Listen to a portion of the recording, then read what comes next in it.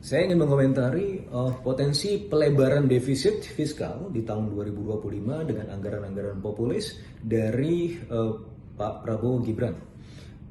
Yang mana saya rasa ini kalau dalam konteks optimis ya, kita boleh jadi sangat optimis karena ini akan menggenjot perekonomian kita di atas 5%. Forecast kami untuk tahun 2025 adalah sekitar 5,1%. Tetapi kita juga harus memperhatikan risiko-risikonya. Ya. Jadi menurut perhitungan saya itu tahun 2025 baseline-nya saja 586 triliun defisitnya. Artinya itu setara dengan 2,5%.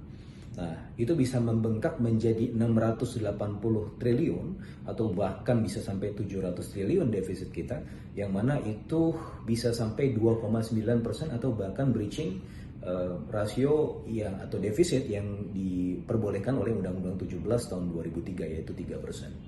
Nah, apa konsekuensinya? Nah, kalau kita bandingkan dengan tahun 2024 tahun ini, kemungkinan defisit 2,2%. Artinya ini menjadi loncatan yang sangat signifikan di tahun 2025 nanti. Nah, apakah ini bagus untuk perekonomian kita? Ya, untuk pertumbuhan ekonomi memang ini bagus ya. Seperti yang saya sampaikan tadi 5,1% bisa jadi. Itu memang bisa dicapai dengan defisit yang besar, tetapi risikonya adalah risiko-risiko terkait dengan pembiayaan.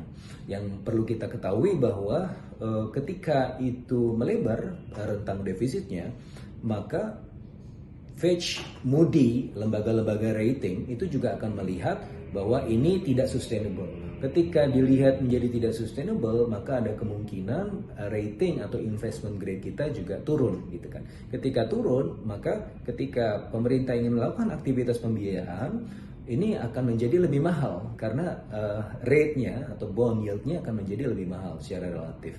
Nah, di sisi yang lain, ketika pemerintah secara eksesif ingin melakukan pembiayaan via bond tadi, itu juga akan meng-crowd out aktivitas di sektor real, karena sektor real ini industri dan macam-macamnya ini kan juga butuh aktivitas pembiayaan, juga salah satunya lewat bond.